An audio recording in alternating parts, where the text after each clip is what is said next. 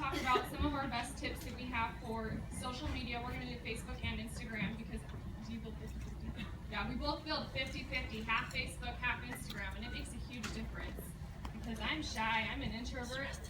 I don't like doing wrap parties, so I love social media.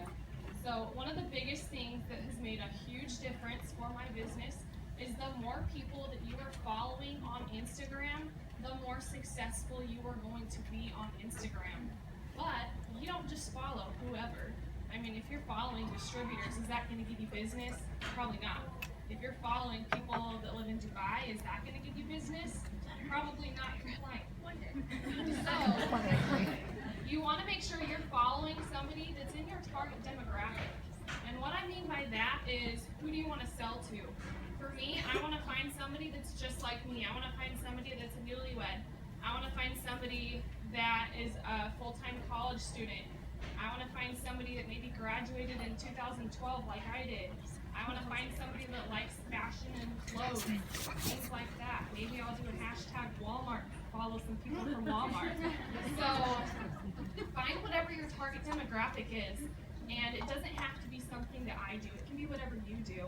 For example, my mom's on Instagram. She probably has like 2,000 followers now. But she follows grandmas and she follows people that love quilting. So don't limit who you're following to all the same types of people that I would follow. Follow who you are. So I have German Shepherds. I know Rachel Williamson has German Shepherds. So maybe we follow other moms that have German Shepherds. Find whatever your target demographic is and follow those people. And obviously the more people of those that you're following, you're going to have something in common with them. And it makes a huge difference. And I always give it as the example of, if I'm from Utah, how many people in this room are from Utah? Okay, all of you probably feel like you can relate to me a little bit more because we're from the same place. Same thing, everybody from Canada, you probably feel like you can relate to the people from Canada a little bit better. So if you have something in common with someone else, you're going to have that much more rapport, and they're going to be able to trust you that much more just because you have something in common with them. So follow people that you're like, and it makes a huge difference. That is so true because I have a little mixed baby, and I get up to the mixed baby community. They're all mixed too. But I hit up all the mixed mom, everybody, and it's like they'll join my team just because we have a mixed baby. So you really have to find something where people can connect to you, and they think we're like best friends. I mean, we kind of are. So. What I would say about Facebook and like Instagram, let's say like you're going for loyal customers. I noticed this too. Okay, so I'll post a before and after picture, but when I post it, I mostly am just like, oh my gosh, girl, look at those results. Like, I'm just so excited for you. And then I just leave it. Because what I learned I went to a training in Las Vegas, and what I learned is that if you just leave it, people have to ask you questions. Because they're like, if you say, oh my gosh, you can get these for, we do it a little different, but everybody does it different. But if you don't say, well, you can get a box of 4 for $59, they're going to be like, well, what did she even use? Like, well, how did she get those results? Can you help me get those results too? And I get more people who will message me and say, well, hey, can I get whatever that girl did, or can you help me do that same thing? So if you leave people hanging and you don't answer everything in your post, they have to message you. And don't even put message me, because you're going to message me even if I don't put message me, because you're so curious at what we're doing and what are they using that they're going to message you. And so that was an awesome thing. And I noticed, like, if I'm going for volume, I definitely know I post more before and after pictures. But if I'm trying to, like, fill my chart and stuff, I post a lot of lifestyle posts. And, every lifestyle post should be about friends, friendships, freedom, and fun. And if it's not about one of those 3 things, then you shouldn't be posting it. And so you really have to think about, let's say if we're talking about like a lifestyle post, and I like to hashtag things like, I wish you were here, or I wish you could be doing this with me. And things like, oh my gosh, you should be sailing with us. Like, or who's gonna be here with me next year? And you have to, like, if I'm trying to attract you on my team, and I know you and I kind of know what you do, I would speak specifically. If I'm going to talk, like I'm trying to, get some distributors on my team, I'm going to specifically talk just to you. Like, let's just say you're a mom. Like, I know you're out there, and and I know you stress about diapers, and you know, and I know how much it costs, and it's just, you have to talk as if you're talking to you.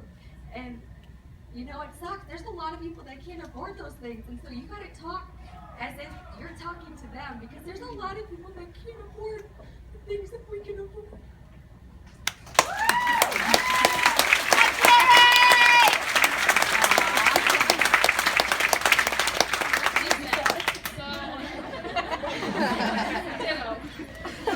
It's true though. The things that you post are a direct reflection of what your potentials are watching, and make sure that you know that the people that are following you, the people that you're friends with, they don't need my story, they don't need Carrie's story, they need your story. They know you and they need you.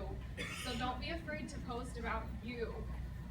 That's one thing that we've both had to overcome. We'll post those little things that we've struggled with in our lives. Like, most people don't know that when Taylor and I first got married, there was a time when we were traveling home from vacation. We didn't have enough money in our bank account to buy gas to get home. And if it wasn't for Taylor's dad, we would have been stranded. If you post things like that and make it real with people, because they're going to relate to those struggles. John Eric teaches us that 3 out of 4 people that we know, 3 out of 4 people, so if you two came up here, 3 of us would be struggling. That's a lot of people are struggling, and they just need an extra $300 to $500 a month. Post about those little things that have made a big difference in your life. Post about how you use your wrap cash to pay for your gas, because that takes a big relief off of people. Post about how you're so excited that you can stay in bed with your son in the morning and you don't have to go to work.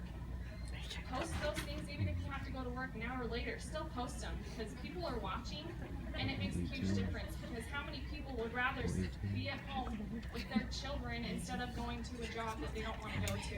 If you're posting those things and making it look like you're having a good time, that you're having fun on social media, people are going to come to you and they're going to want that same lifestyle. So many people will message me and say, hey, I wish I could spend more time with my spouse. What are you doing?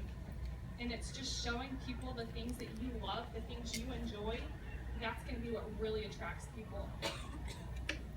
Okay, this is going to be one of the best tips I'm going to teach you. This gets me the most distributors, or people that join my team.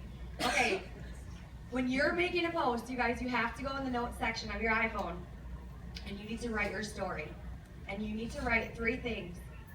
The first one is your past, where you came from.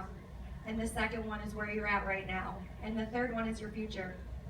And this is what I do. I go in my notes section, and let's just say, I bought those diapers. And I will write, I remember when, or 2 years ago, and talk about where were you 2 years ago. 2 years ago, I was a graduate student, I just graduated college, and I write that 2 years ago, where were you? Where are you now? Like 2 years ago, I was a broke college grad, I couldn't afford, to buy those extra things at the end of the month. You need to write down what you hated. I hated not, having that extra money to do the fun things. So write down where you were, your past, and what you hated about your past, where you are right now. So like right now, like my fiance and I you don't have to have this awesome story though. Wherever you are right now, and then you need to talk about where you're going.